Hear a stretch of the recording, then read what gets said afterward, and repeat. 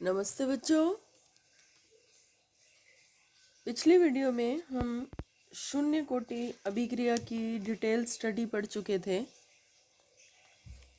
जिसमें हमने कुछ बिंदुओं के अंतर्गत शून्य कोटि अभिक्रिया को पढ़ा। आज हम पढ़ेंगे प्रथम कोटि अभिक्रिया। पहले इसकी परिभाषा देखते हैं। वे अभिक्रियाएं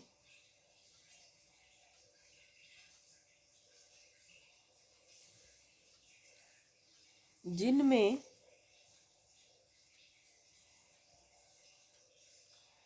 अभिक्रिया का वेग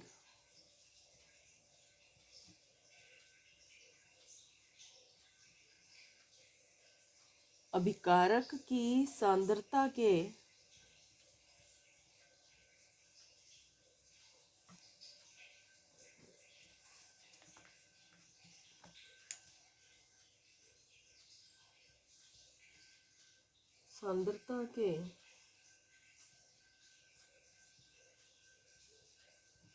प्रथम घात के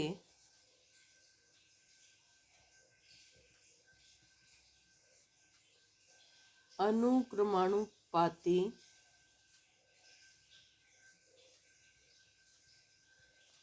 होता है।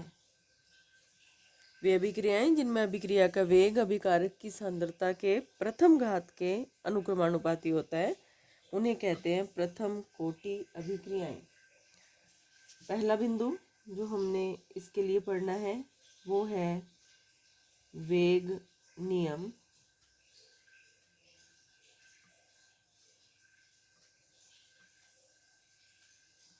क्योंकि इसमें प्रथम कोटि अभिक्रिया है और अभिकारक की प्रथम घात के समानुपाती होता है या अनुक्रमानुपाती, उसमें अभिकारक की शून्य घात थी। शून्य कोटि अभिक्रिया में यहाँ पर प्रथम घात है ए, अभिकारक है, इससे बनता है उत्पाद या प्रोडक्ट। इसका समानुपाती स्थिरांक या वेग नियतांक कहलाता है ये K1। अब हम लिखते हैं प्रारंभिक सांद्रता। ए की प्रारंभिक सांद्रता मान लीजिए स्मॉल a मोल थी, तो प्रारंभ में प्रोडक्ट था 0। t समय पर सांद्रता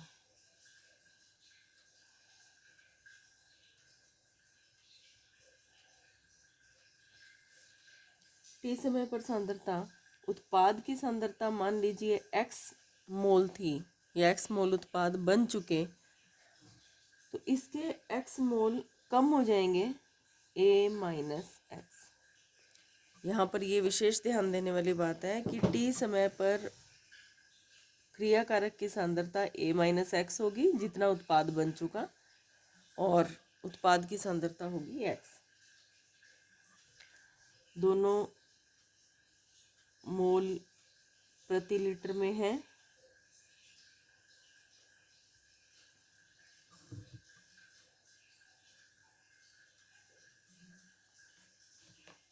उसके बाद दूसरा बिंदु हम पढ़ते हैं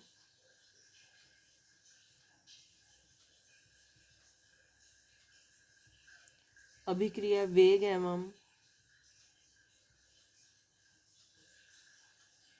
अवकलन समीकरण।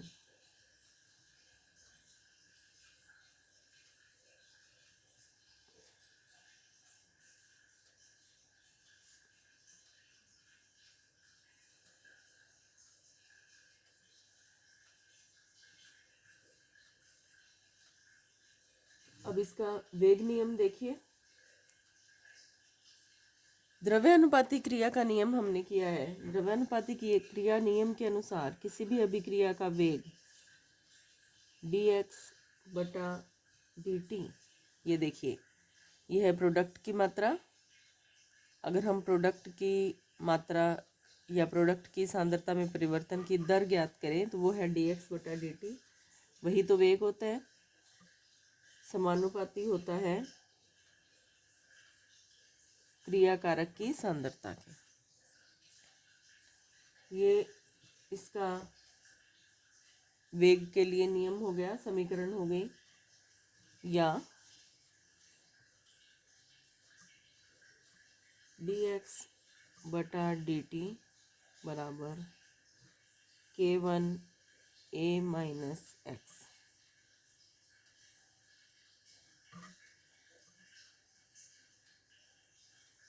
प्रथम कोटि अभिक्रिया की वेग समीकरण, या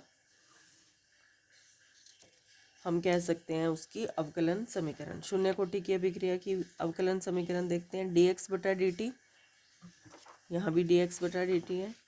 ये सिर्फ वेग स्थिरांक के बराबर था, कहीं भी क्रियाकारक की सांद्रता नहीं आ रही थी। यहाँ पर वेग स्थिरांक के साथ क्रियाकारक की सांद्रता आ जाती है t समय पर। ये उस पर निर्भर कर रहा है, वेग क्रियाकारक की सांद्रता पर निर्भर कर रहा है। अगला बिंदु है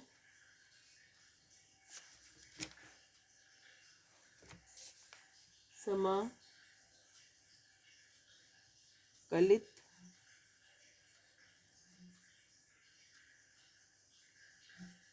वेग स्थिरांक, समाकलित वेग समीकरण।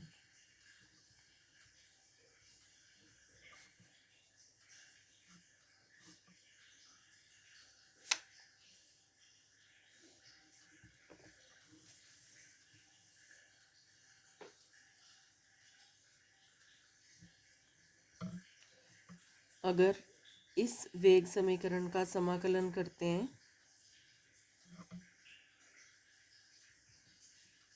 स्थिरांक बाहर,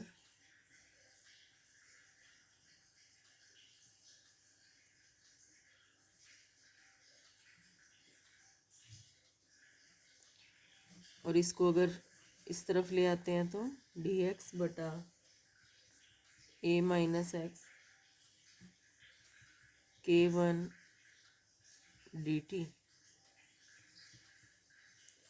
और इसको हल करने पर आता है, आपको सीधा उत्तर याद कर लेना चाहिए। k1 बराबर 2.303 बटा t log a बटा a माइनस एक्स। बहुत सारे न्यूमेरिकल्स इसी समीकरण से हल होंगे प्रथम कोटि अभिक्रिया के, क्योंकि इस समीकरण में काफ़ी डिटेल है। अभिकारक की प्रारंभिक सांद्रता, t समय पर सांद्रता, समय t, और प्रथम अभिक्रिया का वेग स्थिरांक, प्रथम कोटि अभिक्रिया का वेग स्थिरांक। हम इस समाकलित वेग समीकरण को एक और रूप में लिख सकते हैं। अगर हम t को इधर और k1 को यहाँ ले आए तो देखें, t बराबर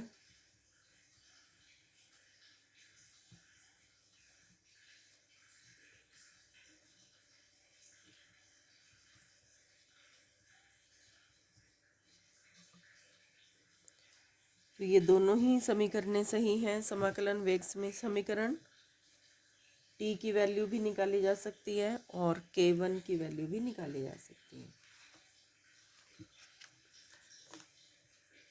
इसी समाकलित वेग समीकरण का एक और रूप है अंतराल समीकरण, जो दो अलग अलग समय पर अभिक्रिया के वेग को दर्शाती है, या दो अलग अलग समय पर यदि अभिक्रिया से रिलेटेड कुछ पॉइंट्स दे रखे होते हैं तो उनको किस प्रकार से किया जाता है देखेंगे इसको।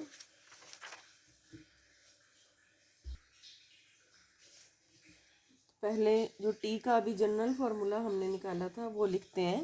t बराबर 2.303 बटा k1 log a बटा a माइनस एक्स। क्योंकि ये समय t पर थी, एक्सप्रेशन था, अब हमें दो बार समय चाहिए, दो अलग अलग समय चाहिए, तो हम यहाँ लिखते हैं t2 माइनस t1, दो अलग अलग समय आ गए, बराबर 2.303/K1 log। अब यहाँ पर क्योंकि केवल टी समय बाद की बात हो रही थी तो हमने अभिकारक की प्रारंभिक सांद्रता लिखी और अंतिम सांद्रता या टी समय पर सांद्रता लिखी। लेकिन अब हम लिखेंगे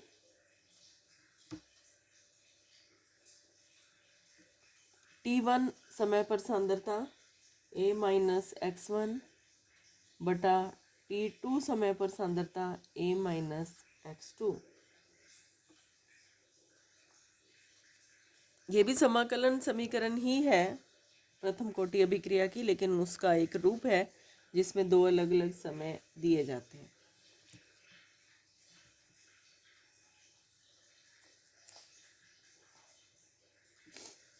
इसके बाद है मात्रक K1 का मात्रक।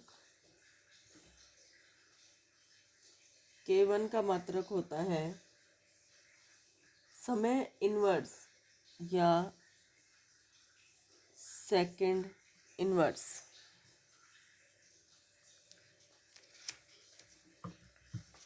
देखिए हमने K1 के लिए जो समीकरण की है वहाँ भी हम इस बात को समझ सकते हैं। 2.303 के लिए कोई मात्रक नहीं आएगा। नीचे समय है तो सेकंड इन्वर्स हो जाएगा। ये भी सांद्रता इनके मात्रक आपस में कट जाएंगे तो केवल एक सेकंड इन्वर्स बचेगा।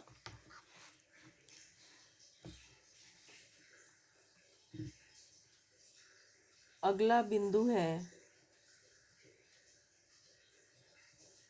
आलेखी निरूपण। ग्राफ के रूप में कैसे किया जाता है इसको?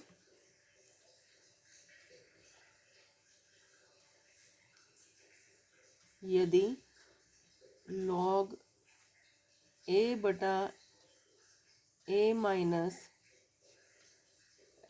के मध्य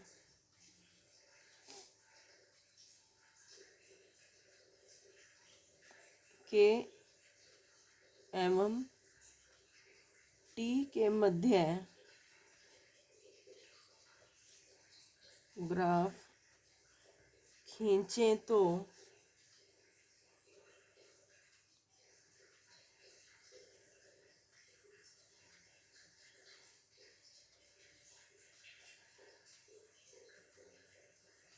मूल बिंदु से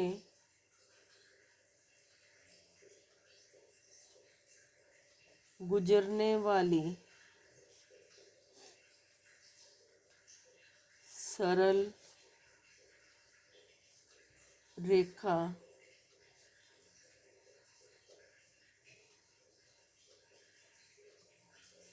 प्राप्त होती है। और इसका ग्राफ हम अगर बनाएं तो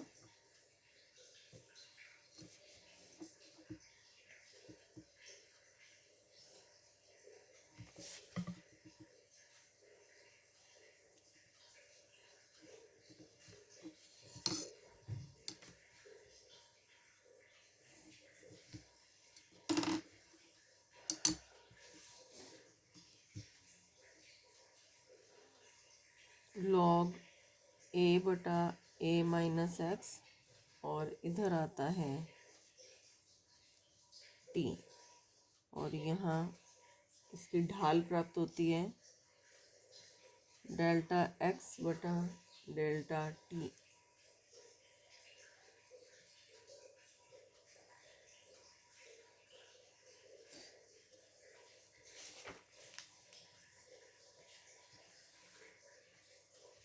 अगला बिंदु है अर्धायु।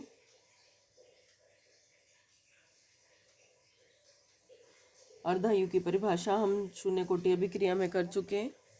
अभिकारक की सांद्रता के आधा रहने में खर्च समय।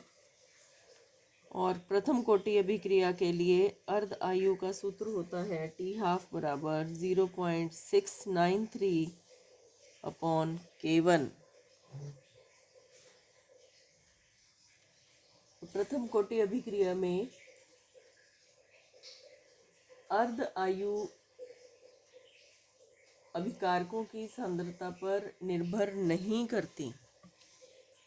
अभिकारकों की प्रारंभिक सांद्रता पर निर्भर नहीं करती, जबकि जो शून्य कोटि अभिक्रिया के लिए हमने अर्धायु का सूत्र किया था उसमें अभिकारकों की सांद्रता प्रारंभिक सांद्रता पर निर्भर कर रही थी और इसमें सांद्रता पर किसी भी प्रकार से निर्भर नहीं करती। और अंतिम बिंदु है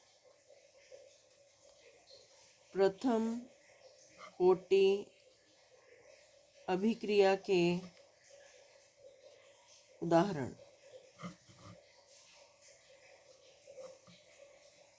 बुक में देखते हैं इसको। अमोनियम नाइट्रेट जलीय विलयन को गर्म करना, ये प्रथम कोटि अभिक्रिया का उदाहरण है। जल और नाइट्रोजन मिलते हैं। एजो आइसोप्रोपेन का ऊष्मीय अपघटन, जब N डबल बॉन्ड N होता है बीच में और साइडों पे ग्रुप लगे होते हैं, उसे एजो ग्रुप कहा जाता है। यह टूट जाती है ऊष्मा की उपस्थिति में, नाइट्रोजन अलग हो जाती है। ये भी प्रथम कोटि अभिक्रिया है। और सभी मेनली याद रखेंगे यह एग्जाम्पल, सभी रेडियो एक्टिव विघटन जो पड़े पड़े अपने आप पदार्थों का विघटन होता रहता है अल्फा बीटा गामा किरणें निकलकर, वो भी प्रथम कोटि की अभिक्रिया होती है, जिसकी अर्धायु प्रारंभिक सांद्रता या अभिकारक की सांद्रता पर किसी भी प्रकार से निर्भर नहीं करती।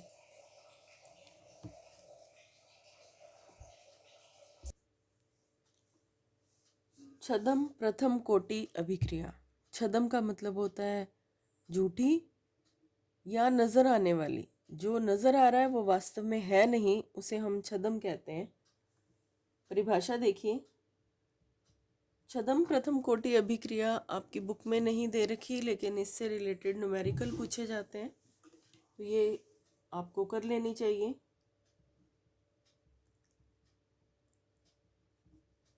दो अभिकारकों वाली अभिक्रिया जिसमें एक अभिकारक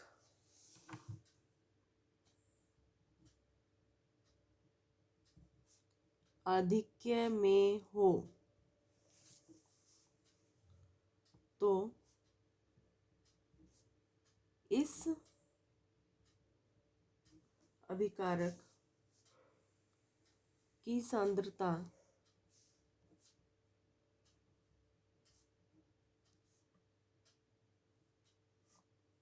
में अभिक्रिया के बाद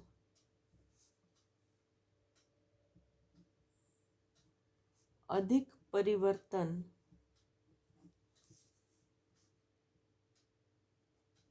नहीं होता। अभिकारक दो हैं, प्रारंभ में हमें दो अभिकारक नजर आ रहे हैं किसी भी अभिक्रिया में। उनमें से एक की मात्रा इतनी ज़्यादा है कि अभिक्रिया पूरी होने के बाद उसकी सांद्रता में कोई परिवर्तन नजर ही नहीं आता। उसे कहते हैं छद्म प्रथम कोटि अभिक्रिया। देखने में द्वितीय कोटि लगती है, लेकिन होती है प्रथम कोटि, क्योंकि एक अभिकारक की सांद्रता बहुत ज़्यादा हो जाती है। इसका एग्जाम्पल है, सबसे ज़्यादा पॉपुलर एग्जाम्पल जो परीक्षा में भी पूछा जाता है, एस्टर का जल अपघटन। ये एस्टर का सूत्र है।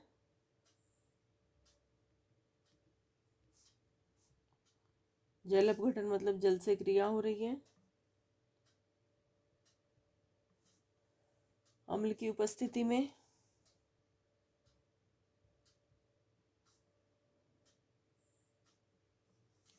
CH3COH और C2H5OH बनते हैं।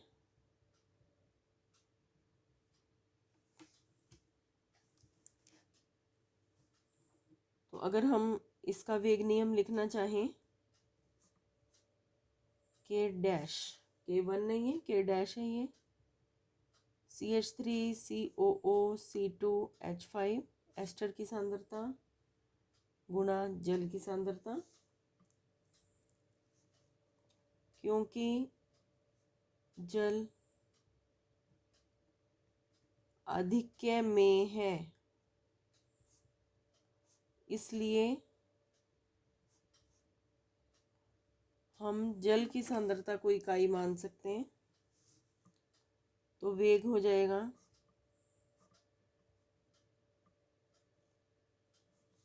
CH3COO C2H5। केवल एस्टर की मात्रा पर निर्भर करेगा। देखने में यह द्वितीय कोटि अभिक्रिया लग रही है, परंतु यह अभिक्रिया प्रथम कोटि अभिक्रिया की तरह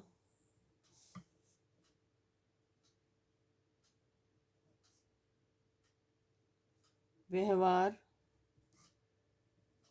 करती है।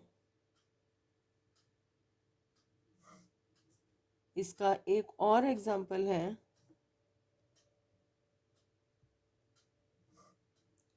सुक्रोज का प्रतिलोपन।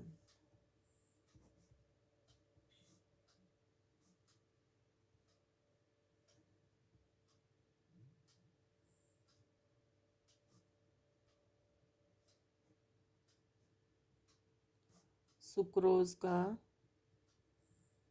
प्रतिलोपन ये हम पढ़ चुके हैं। सुक्रोज का प्रतिलोपन, जब कभी सुक्रोज का जल अपघटन करवाया जाता है तो सुक्रोज का जल अपघटन होने पर ध्यान करें, सुक्रोज का सूत्र ये था।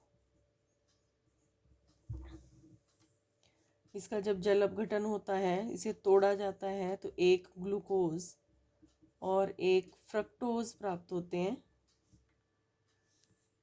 ये डी होता है इसका ध्रुवण, डी सुक्रोज बोलते हैं हम इसको। लेकिन इसमें बनने वाले ग्लूकोज तो डी होता है और फ्रक्टोज होता है एल, और इसका घूर्णन डी से काफ़ी ज़्यादा होने की वजह से टूटने के बाद सुक्रोज का जो मिश्रण होता है वो एल ध्रुवण होता है। उसमें प्रारंभ में डी होता है, लेकिन जल अपघटन के बाद जो मिश्रण प्राप्त होता है उसमें होता है एल। इसे कहते हैं प्रतिपन, सुक्रोज का प्रतिलोपन या प्रतिपन। और इसके लिए वेग स्थिरांक का सूत्र हो जाएगा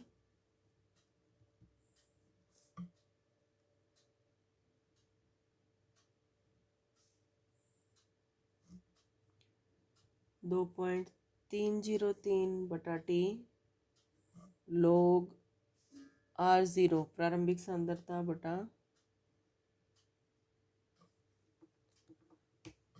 T समय के बाद की सांद्रता।